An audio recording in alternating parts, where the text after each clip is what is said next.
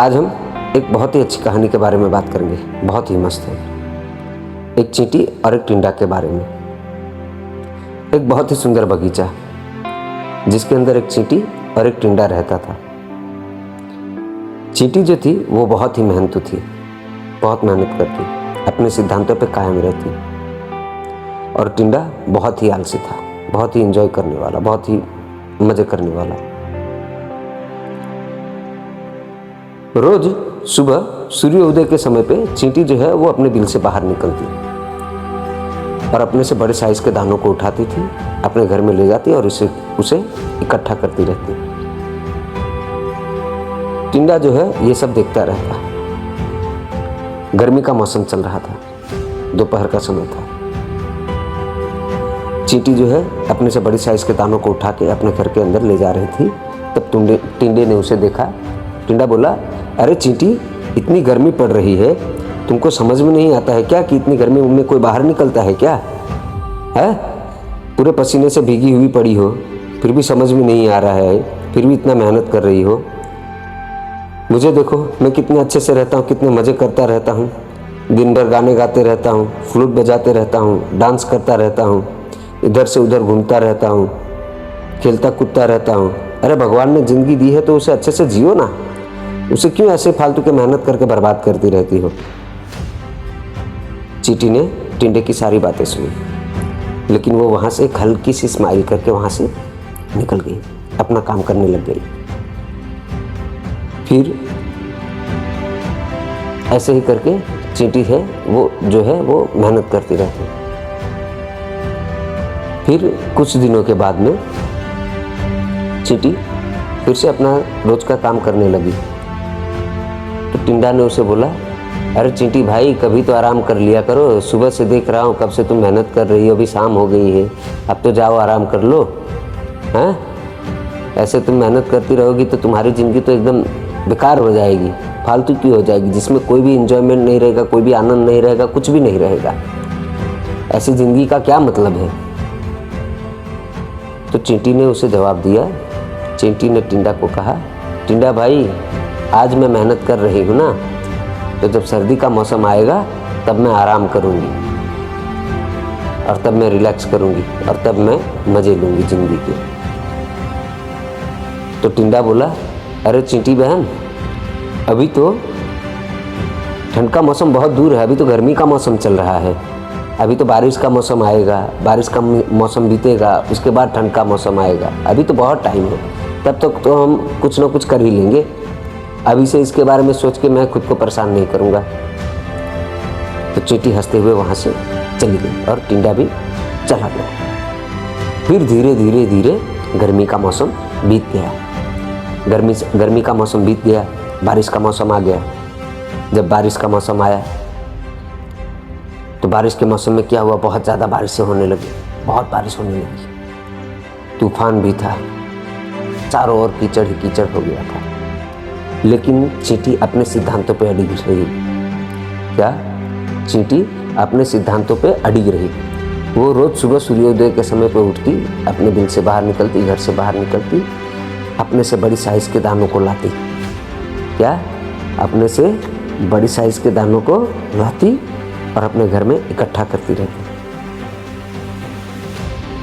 टिंडा देख के दंग रह जाता कि ये चींटी कितनी पागल है, इतनी बारिश हो रही है, इतनी बिजली कड़क रही है, फिर भी ये पागलों की तरह मेहनत करती रहती है। इसको पता नहीं कब समझ में आएगा कि इतनी बारिश में काम नहीं किया जाता है, कुछ हो गया तो उसकी जिम्मेदारी कौन लेगा, ये सब सोचने लग जाता है। फिर धीरे धीरे धीरे करके समय बीतता गया। बारिश का मौसम भी ख़त्म होने को आ रहा था। तो चींटी मेहनत कर रही थी। टिंडा ने उसे देखा तो टिंडा ने उसे बोला, अरे चींटी, अब तो बारिश का मौसम भी ख़त्म होने को आ रहा है, अब तो ठंड का मौसम चालू होने वाला है, अब तो आराम कर लो। तो चींटी ने उसे बहुत ही सुंदर जवाब दिया। चींटी ने बोला, अब ठंड का मौसम आ रहा है, इसलिए मैं अपना घर जो है वो मजबूत कर रही हूँ और अपने घर में दाने इकट्ठे कर रही हूँ, अनाज इकट्ठा कर रही हूँ, ताकि मुझे फिर कोई तकलीफ ना हो और मैं ठंड के मौसम में मस्त मज़े से रहूं। फिर चींटी वहाँ से चली गई। फिर धीरे धीरे धीरे करते करते बारिश का मौसम भी ख़त्म हो गया और आ गया ठंड का मौसम। जब ठंड का मौसम आया तो टिंडा अपने बिल से अपने घर से बाहर निकला। उसने बाहर देखा कि बाहर तो बहुत ठंडी हवा चल रही है, बहुत ठंडी हवा चल रही है। टिंडा कांपने लगा ठंडी हवा से और उसने चारों तरफ नज़र घुमाई। उसने चारों तरफ देखा तो चारों तरफ उसे सिर्फ बर्फ ही बर्फ दिखाई दी, सफ़ेद बर्फ दिखाई दी। उसे कहीं दूर दूर तक एक भी दाना नहीं नजर आया, कहीं पे भी उसे खाने के लिए कुछ नहीं दिखा। और उसे भूख भी बहुत लगी थी। भूख के मारे वो बहुत तड़पने लगा था। खाली पेट की वजह से उसका जो पेट है वो भी चिपक गया था। वो बहुत परेशान हो गया था। तब उसे याद आया, अरे हाँ, कि चींटी के पास जाता हूँ, चींटी ने तो बहुत सारा इकट्ठा करके रखा है, वहाँ से मुझे भोजन मिल सकता है, वहाँ से मुझे खाना मिल सकता है, मुझे चींटी के पास जाना चाहिए। ये सोच के टिंडा जो है वो चींटी के पास चला जाता है। चींटी के घर पे जाता है और दरवाज़ा खटखटाता है। तब चींटी आती है, दरवाज़ा खुलती है और देखती है कि टिंडा कपा रहा है। उसका पेट जो है वो पूरा चिपक गया है भूख की वजह से। चींटी को टिंडा पे बहुत तरस आता है। तो टिंडा बोलता है, चींटी बहन, मुझे कुछ खाने के लिए कुछ दोगी? मुझे बहुत भूख लगी है। तो चींटी बोली, क्या बात है, आज मेरे घर पे खाना मांगने आए हो टिंडा भाई? तो टिंडा बोला, हाँ बहन, मुझे बहुत भूख लगी है, कुछ खाने के लिए दो। तो चींटी बोली, जब मैं बहुत मेहनत करती थी, दाने बीन के लाती थी, अपने से बड़े बड़े दानों को बहुत मेहनत करके लेके जाती थी, तब तो तुम मुझे देख के हंसते रहते थे, गाना गाते रहते थे, डांस करते रहते थे, इधर उधर खेलते कूदते रहते थे और मुझे देख के तो हंसते ही रहते थे हमेशा, मुझे हमेशा पागल बोलते रहते थे। और आज देखो, तुम मुझसे खाना मांगने आए हो, तुम्हारे पास कुछ भी खाने को नहीं है। तो टिंडा शर्म के मारे कुछ बोला नहीं, अपनी नज़र झुका के बस चुपचाप सुनता रहा। फिर चींटी ने उसे कहा कि ये मेरा आराम करने का समय है, अभी मैं आराम कर रही हूँ, अभी तुम जाओ, मैं अभी तुमको कुछ नहीं दे सकती। तो चींटी आराम करने लगी और टिंडा भी वहाँ से चला गया। तो इस कहानी से हमें क्या सीख मिलती है? बहुत ही रोमांचक कहानी थी, बहुत कुछ सिखा के जाती है। तो इस कहानी से हमें यही सीख मिलती है कि हमारी जो आलस है, क्या हमारी जो आलस है, हमारे शरीर का जो आलस है, वही हमारे बर्बादी का कारण होता है। तो जब तक हम अपने शरीर से आलस को दूर नहीं करेंगे, तब तक हम अपने आप को मजबूत स्ट्रॉन्ग नहीं बना सकते हैं और ना ही अपनी ज़िंदगी को बेहतर बना सकते हैं। और दूसरी सीख क्या है?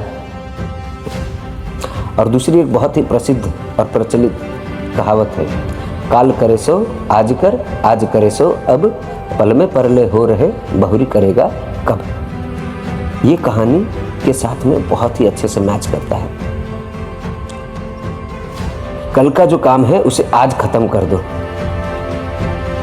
और आज का जो काम है उसे अभी खत्म कर दो। जो आज के काम को कल पर टालेगा उसका काम कभी भी पूरा नहीं होगा।